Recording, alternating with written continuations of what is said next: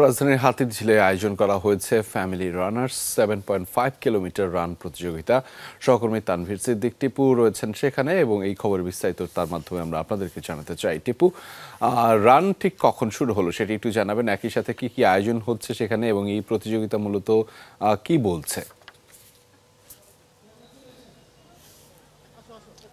রেজা, সকাল 6:30টার দিকে এই যে ফ্যামিলি রানার্স 7.5 কিলোমিটার রান সেটি শুরু হয়েছে এবং রানের অনেকেই ইতিমধ্যেই তাদের যে দৌড় সেটি সম্পন্ন করে ফেলেছেন।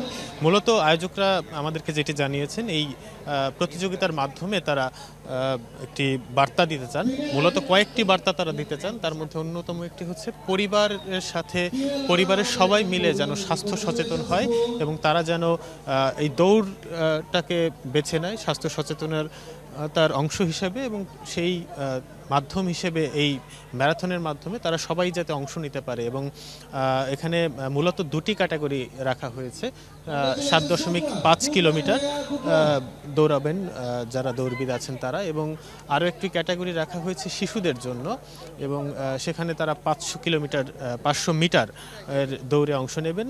সব মিলিয়ে প্রায় 1000-এর উপর বেশি মানুষ এই দৌড়ে অংশ নিচ্ছেন এবং আয়োজকরা যেটি বলছেন যে মূলত যে বিজয়ের মাস চলছে শেষের পর্যায়ে, সেই বিজয়ের মাসে তরুণ প্রজন্মকে বিজয়ের প্রতি যে আমাদের যে ঐতিহ্য আছে, ইতিহাস আছে, সেই ইতিহাসের মাহাত্ম্য তাদের কাছে পৌঁছে দেয়া, তাদেরকে সেই বার্তা জানানোই এই আয়োজনের অন্যতম লক্ষ্য।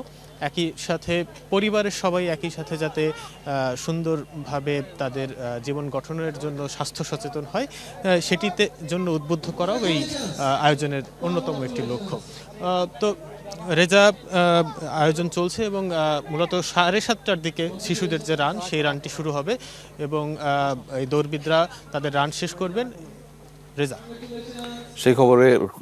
সেই খবর বিস্তারিত আপনার মাধ্যমে পরবর্তীতে জেনে নিতে পারবো। ধন্যবাদ টিপু আমাদের সাথে যুক্ত হওয়ার জন্য।